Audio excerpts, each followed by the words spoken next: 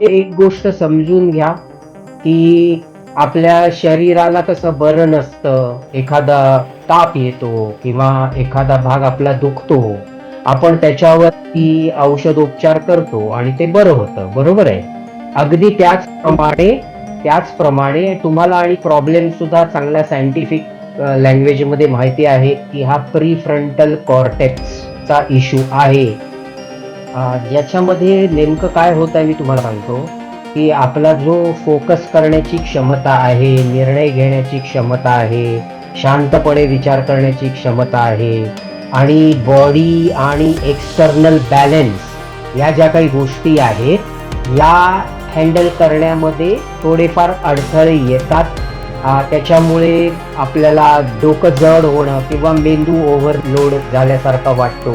या सगळ्या गोष्टी असल्यामुळे कंटाळा येतो, ॲब्सेंट माइंडेडनेस होतं, निगेटिव्ह थॉट्स मनामध्ये चालू राहतात, होपलेसनेसचं फीलिंग या सगळ्या गोष्टी तयार होत राहतात.